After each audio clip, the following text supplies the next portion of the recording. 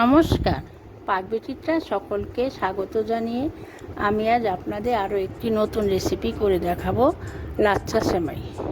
সেমাই তো অনেকে অনেকভাবে খেয়েছেন, একবার লাচ্ছা সেমাই আমার মতো বানিয়ে খেয়ে দেখুন, মুখে লেগে থাকার মতো একটি রেসিপি। তার জন্য এখানে আমি 200 গ্রাম লাচ্ছা সেমাই নিয়েছি।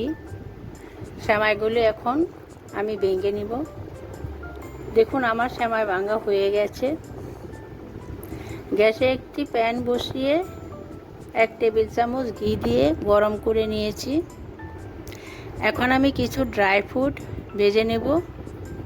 কিছু কিশমিশ, কিছু কাজু আমি একটু ছোট টুকরো করে নিয়েছি। কিছু আলমন্ড ছোট টুকরো করে নিয়েছি। এখন গ্যাস লোতে রেখে ড্রাই ফ্রুটগুলি ভেজে নেব। দেখুন আমার ভাজা হয়ে গেছে, নামিয়ে নিব।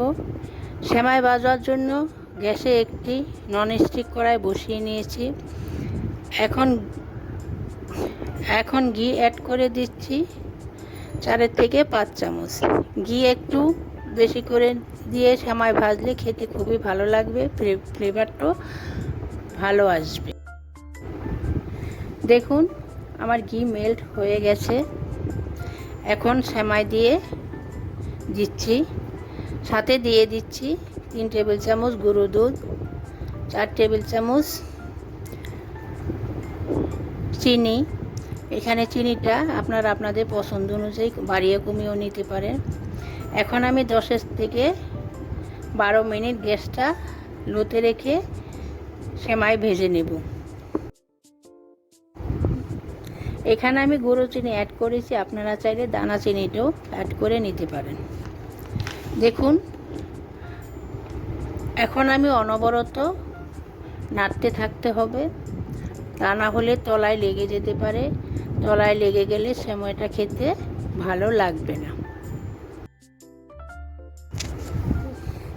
দেখুন আমার সেমাই ভাজা হয়ে গেছে। আমি একটু লাল লাল করে সেমাই ভেজে নিয়েছি। সেমাইটা একটু লাল লাল করে ভেজে নিতে হবে। এখানে একটি সার্ভিং বোল নিয়েছি। এখন ভাজা সেমাই সার্ভিং বোলের মধ্যে নিয়ে নিচ্ছি।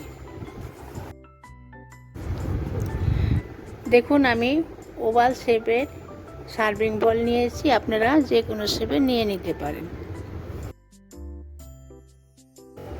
এখন চারপাশে ভালো করে ছড়িয়ে নিচ্ছি, লেবেল করে নিচ্ছি।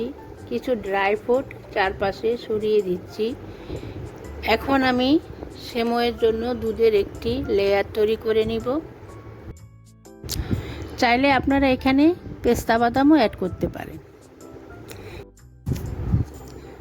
সেমাই দিয়ে লেবেলটা ভালো করে নিতে হবে, না হলে কিন্তু ভালো হবে না। তার জন্য গ্যাসে একটি ননস্টিক কড়াই বসিয়ে নিয়েছি। এখন আমি দুধ দিয়ে দিচ্ছি।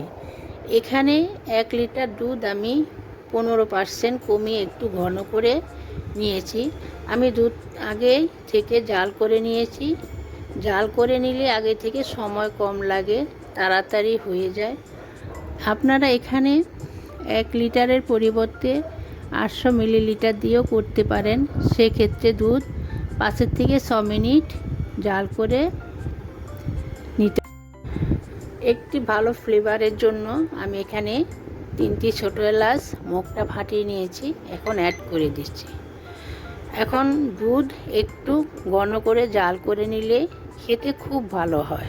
আর দিয়ে দিচ্ছি 2 টেবিল চামচ চিনি সেমাই ভাজার সময় আমি দিয়েছি। এখানে মিষ্টি আপনারা আপনাদের স্বাদ অনুমতো দিবেন।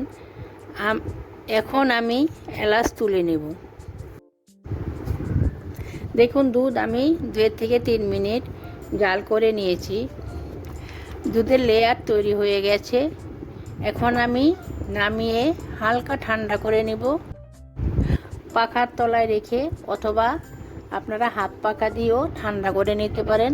মাঝে মাঝে একটু হাতা দিয়ে নাড়িয়ে দিতে হবে। দেখুন আমার দুধ ঠান্ডা হয়ে গেছে।